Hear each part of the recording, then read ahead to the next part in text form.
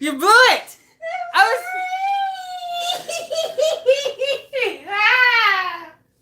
I was doing so good and you blew it for me. Hey everybody, it's me, Shell360. How are you today? Let me tilt this up a little bit. The angle's kind of weird. So I am thinking about changes, but before I get thank you. Sarah said it looks so real. Before I get into the changes and how changing might happen, I want to give a shout out to everybody who has been so kind to me with my live streams lately. I feel like the live streams I've had in 2021 have just been really well received, which makes me happy, so thank you. But I might be changing that. So let's talk about it. So I have been consistently live streaming on my channel for almost the last 3 years. Like, I almost exclusively live stream. I don't really pre-film a lot of stuff. I've tried to pre-film things, but I just find that the live streaming format works really well for me. It's the best option a lot of the times because I just want to get on here, start talking. It gives you guys a chance to talk to me. We start having conversations. I run off at the mouth. And then an hour later, here we are. And I can't say that I've not enjoyed this. Like, that'd be a lie. I've really enjoyed doing live streams. The problem is I do hour-long live streams. I do live streams that are an hour, sometimes 2 hours.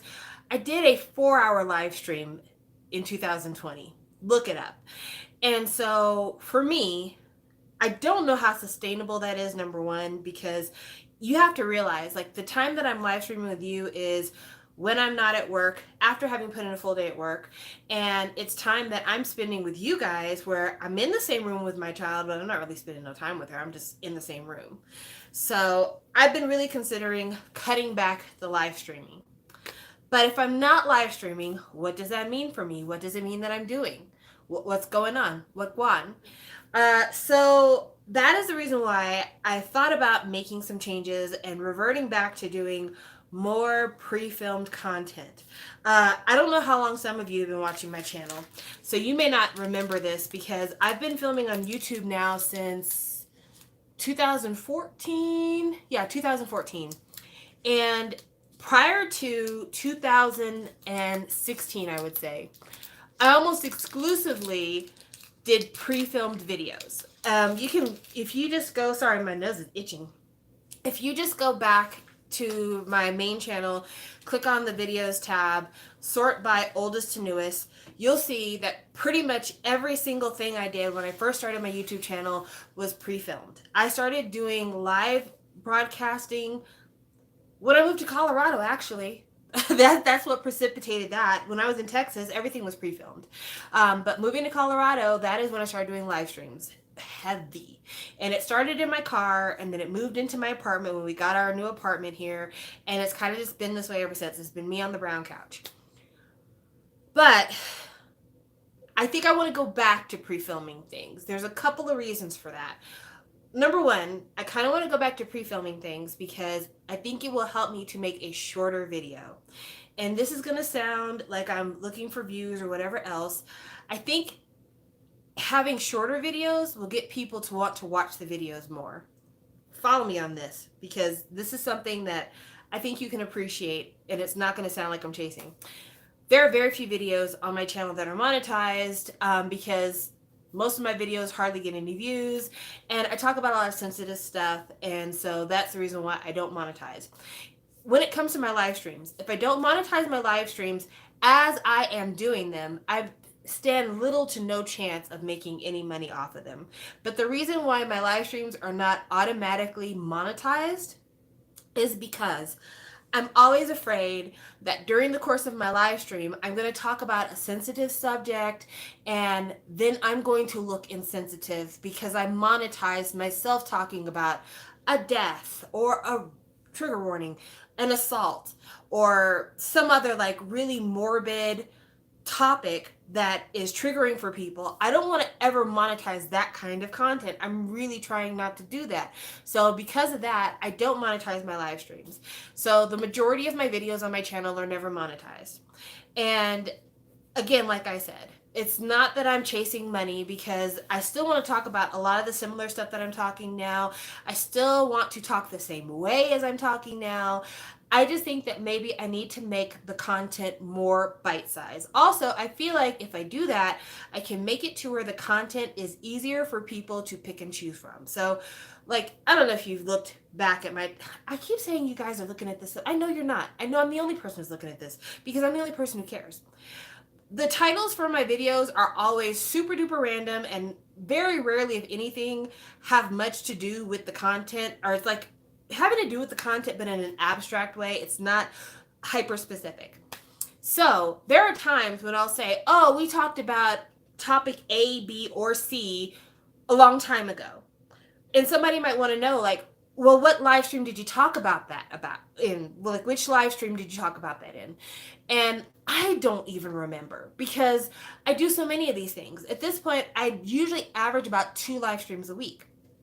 I can't refer people to where these things are for me to say, go back to the live stream I did on July 13th, because that's when I talked about A, B, C, and D.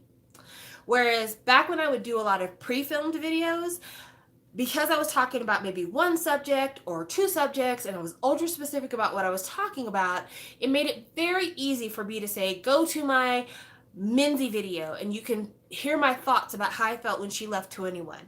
And so that's part of the reason too that I want to make it shorter, because I want to make it more kind of an indexable thing.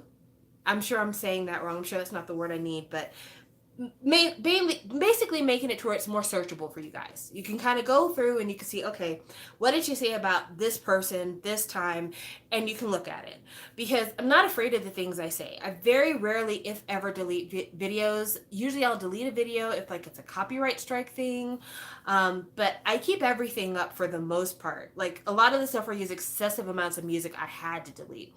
But like, I did a video where I was like not very nice to BTS, and I left that on. I left that up. It's still on my channel. Also, the apology video I made is still up on my channel too as well. I left both of them up. So I'm not the kind of person who hides my content, but yeah, like I'm saying, my thought is that I would like to make it to where I do shorter videos, maybe one topic videos, and do it that way. That's my thought. Also, I'm thinking about changing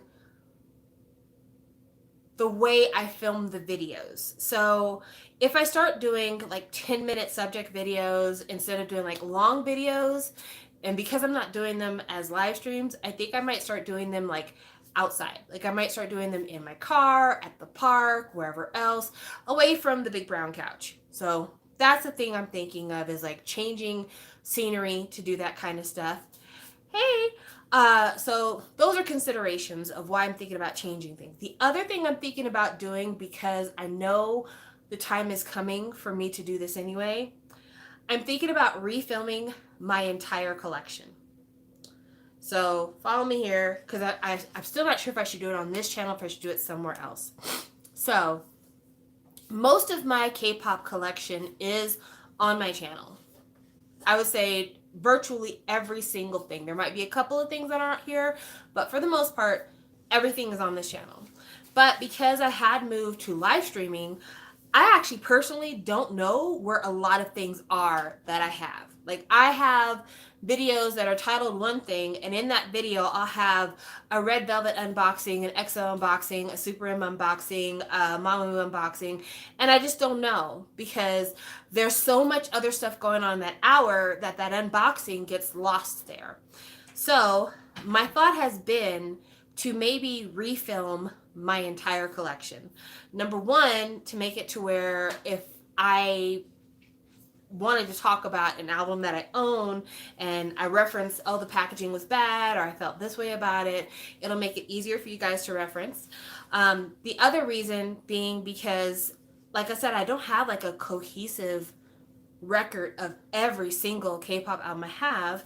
But lastly, I'm probably going to start downsizing my collection. And it's something I've been threatening to do for the better part of a couple of years. But now more than ever, I really need to create some room. Initially, I thought that I was going to have to move out of my apartment next month because when I did my last lease extension, my landlord told me they were planning on raising my rent $100 the next time I renewed. And I thought I had a 1 year lease extension. So I was like, okay, next month we're moving because my lease extension is up next month. Turns out my last extension is for 2 years. So that means I get to keep my rent the same for 2 years. Don't have to move. But after telling myself in my mind over and over again, I'm going to have to move, it really made me be like, okay, bitch, you're going to have to move. So maybe you need to go ahead and clear some shit out, like get rid of some things because you don't want to have to take everything with you. And even though I now know that I don't have to move, that thought is still very much in my mind. That thought is still playing very heavily in my decision making. And so I kind of want to catalog everything before I start the sell off because once I get rid of it, I won't be able to refer to it again because it won't be here. Because sometimes if you watch my live streams, I'll be talking about an album and then I'll be like, Stephanie, go get that album. And she'll go get it and I can show it to you. But if I get to the point where I get rid of something, I want to be able to have a video that I can point you to and be like, go to my unboxing of this album. You'll see what I'm talking about. So that is another thing I'm planning on doing with my channel. Last thing I'm thinking about doing with my channel. It's not a big deal. At least to me it's not.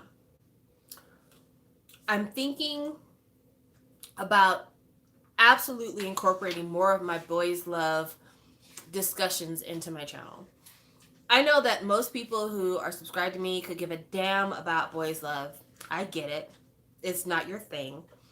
But it's important to me. It's so important to me that every other weekend I sit with Mason and for an hour we dissect these series. And because we're doing it every other week, I have so many shows I'm watching that I don't feel like I have the time to talk about because we have to very much prioritize what we discuss on his channel, that it makes me feel like this is where I need to put those thoughts just to have them out there. And so you might start seeing more of that content. So these are all the places where I'm going. These are all the things that I'm doing. This is all the stuff that I have planned. Now, do I know exactly when this shit's going to start? No. I have already started making some plans for how this is going to go down. And based on the plans that I have in my own mind, I think probably this is going to start in March. I think March is the due date for when these changes are going to be enacted. So until March, you're going to get a whole bunch of what we've already got going. But probably starting in March is when I'll start cleaning up some things. And this is the biggest change, and you need to be aware of this. I will warn you ahead of time, but probably,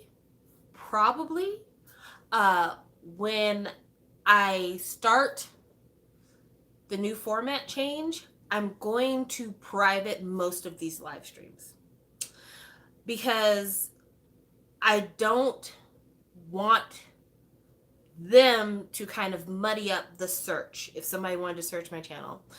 So here's the thing. I'm going to end this live stream in 5 minutes. Probably less than 5 minutes. And then I'll start another live stream. So just so you know, stick with me. I'll do another live stream. I love YouTube. YouTube is probably my favorite social media website. Like, I spend a lot of time on Twitter, but YouTube really is my heart. YouTube is the thing I'm watching probably from the moment I wake up until it's time for me to go to bed. Love YouTube. And when I find creators that I like, and I like a certain kind of video from them, nothing frustrates me more than to go to their list of videos and see that they've got like all of this stuff that is like not the same or is off topic, or they've got all these different various links to videos, stuff like that. That shit kind of gets a little bit annoying to me. And it's not that I don't appreciate that people are allowed to have variety. I absolutely believe like whatever you do on your channel, it's your channel. You do what you need to do.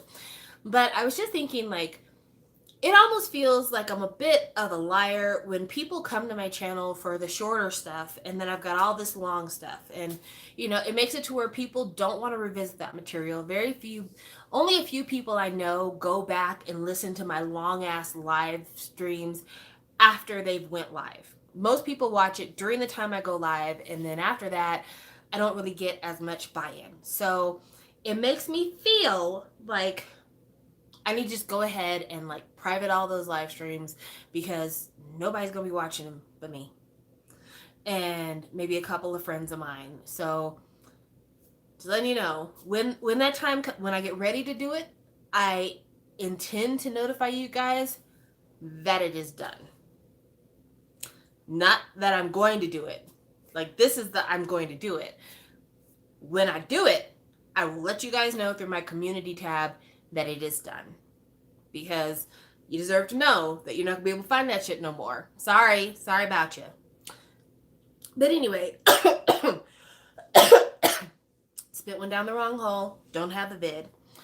That's all I have for now. See, less than 5 minutes. So I'm gonna get off this live stream. If you'd like to join me for the next live stream, you're more than welcome. But I'm just letting you know right now, I'm fixing to cancel this out.